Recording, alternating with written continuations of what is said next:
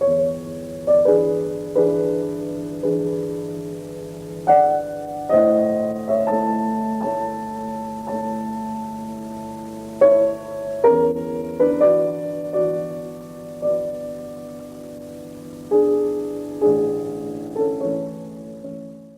съм в Пазарджик, никога не съм живяла обаче там.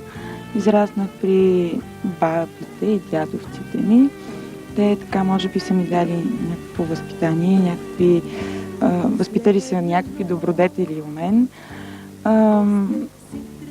И на двамата ми родителите са музиканти.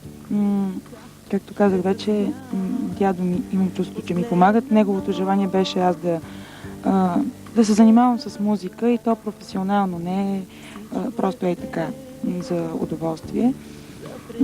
Те са ме възпитавали на обич към музиката, към българската народна музика. Впоследствие започнах да свиря на тамбура съвсем така в един самодеен оркестър.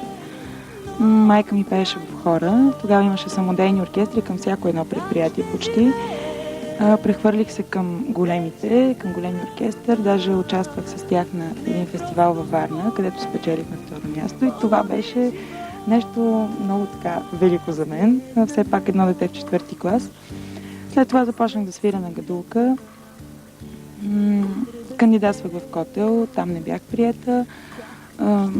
За мой късмет беше дошъл един учител от училището в Разград, където в последствие завърших. Той ни извика така с още няколко момчета. Отидохме там, бях приета, започнах училище. 4 години бях сама. Така, това е хем хубаво, тогава обаче не ми беше изобщо лесно. Бях на 12 или 13 години, когато трябваше да живея на 500 км разстояние от родителите ми. Там нямах никакви приятели, познати. Много неща се дразня, най-вече от условията, в които трябва да живее един българин.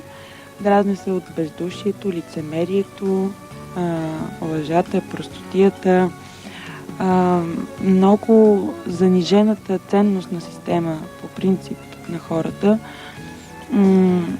Така, най-важното вече за един човек стана той да изкара пари, за да може да се подсигури някакъв нормален живот,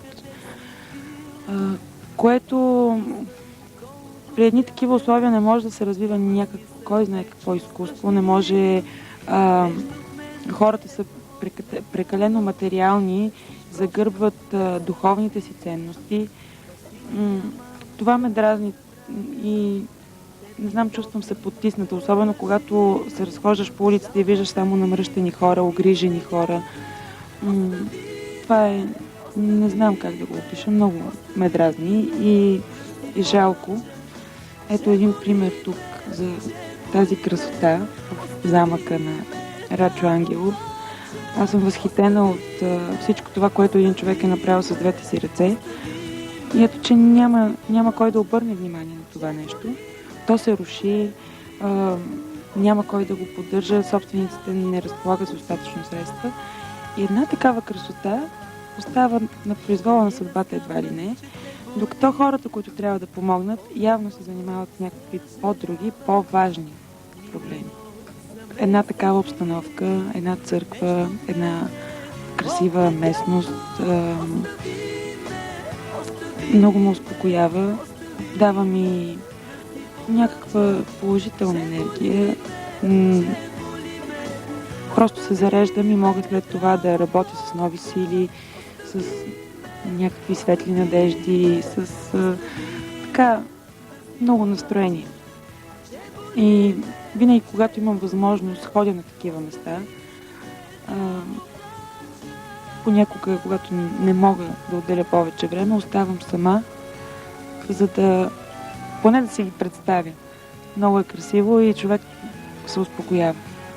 Още като малка съм възпитавана да вярвам в светлото, в доброто, в истината, да бъда искрен и откровен човек.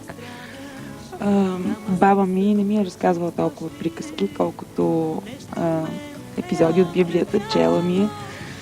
И когато едно дете е възпитано така, то се изгражда като такъв човек и аз не мога да бъда нещо по-различно. Сега, Бойчо, ще те помоля за едно приятно пожелание към нашите зрители. Какво?